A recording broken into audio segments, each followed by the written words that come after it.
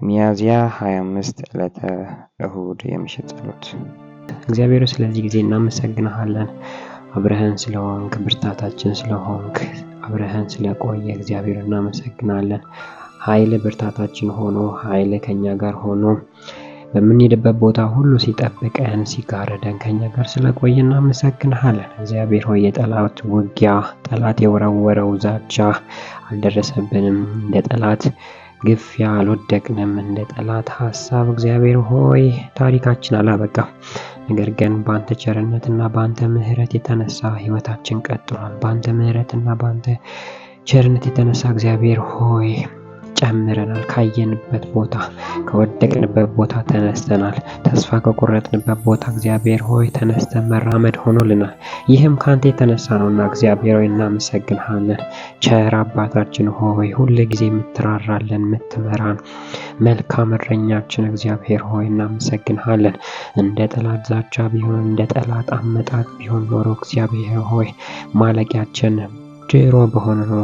ነገር ግን ካንተ የተነሳ እግዚአብሔር ከምሕረት የተነሳ ከቸርነት የተነሳ ትናንትናን አልፈን ዛሬን ደርሰናል። ስለዚህ በዚህ ማለዳ እናመሰግንሃለን። እግዚአብሔር አንተ ቸር ነህ። እግዚአብሔር አንተ መሐሪ ነህ። እግዚአብሔር አንተ ታላቅ ነህ። ከምንልህ በላይ ከምናውቅ በላይ እግዚአብሔር ሆይ እጅግ በጣም መልካም ነህ። ስለዚህ እናመሰግንሃለን። እግዚአብሔር ሆይ ነገሮች ካለፉ በኋላ ያስጨነቁን ነገር ካለፉ በኋላ የተረዳነው ነገር ቢኖር አንተ አባታችን መሆንህ፣ አንተ ኤልሻዳይ መሆንህ፣ አንተ እግዚአብሔር ብርታት መሆንህ እንጂ እግዚአብሔር ያለፈበት ነገር ሁሉ አላጠፋንም እና እናመሰግንሃለን። ስምህ የተባረከ ይሁን። እግዚአብሔር ስምህ ይባረክ። አምላኬ ስምህ ይባረክ። ያንተ ስላረከን እናመሰግንሃለን። ያንተ ስለሆነ እናመሰግንሃለን። ቸርነትህ በላያችን ስለነበረ እናመሰግንሃለን። ደግሞ በጌታ በኢየሱስ ክርስቶስ ስም እጸልያለሁ። እንደ ቃልህ አብርሃም ቀና ብሎ ሲመለከት በቁጥቋጥ መካከል ቀንዶቹ የተጠላለፈ አንድ አውራ በግ ከበስተኋላው አየ። ወደዚያው ሄዶ በጉን አመጣና የሚቃጠል መስዋዕት አድርጎ ሰዋው። ከዚህም የተነሳ አብርሃም የዚያን ስፍራ ስም እግዚአብሔር ያዘጋጃል ብሎ ጠራ። እስከ ዛሬም ድረስ በእግዚአብሔር ተራራ ላይ ያዘጋጃል ይባላል። እግዚአብሔር ሆይ ስለዚህ ቃል እናመሰግናለን። በጌታ በኢየሱስ ክርስቶስ በዚህ ቃል ላይ ቆመን ደግሞ እንጸልያለን። እግዚአብሔር ያዘጋጃል እንደሚለው ቃልህ እንደምታዘጋጅ በቃል እንደተናገርክ እግዚአብሔር ሆይ አንተን ለማምለክ ፈልገን እግዚአብሔር ሆይ አንተን ለማስደሰት ሞክረን እግዚአብሔር ሆይ ተነሳስተን፣ ነገር ግን የጎደለብን የትኛውም ነገር ካለ እግዚአብሔር ሆይ እንድታዘጋጅ እንደ ቃል እግዚአብሔር ሆይ እንድትሞላብን በኢየሱስ ክርስቶስ ስም እንጸልያለን።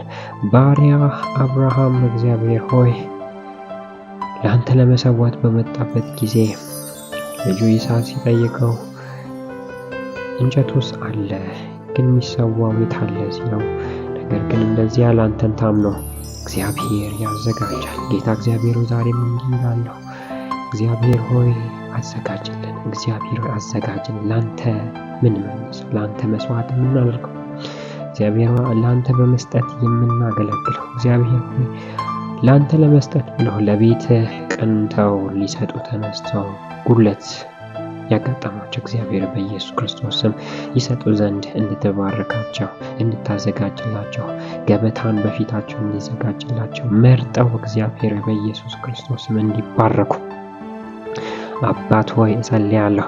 እግዚአብሔር በጌታ በኢየሱስ ክርስቶስ ስም በተለያየ የህይወት እጥረት ውስጥ ያሉ፣ በተለያየ የህይወት ጥያቄ ውስጥ ያሉ እግዚአብሔር ሆይ የቸገራቸው የሚበሉትን ያጡ የተቸገሩ ስራ የሌላቸው እግዚአብሔር በኢየሱስ ክርስቶስ ስም ቃል እንደሚናገረው እግዚአብሔር ያዘጋጃል። እግዚአብሔር ያዘጋጃል።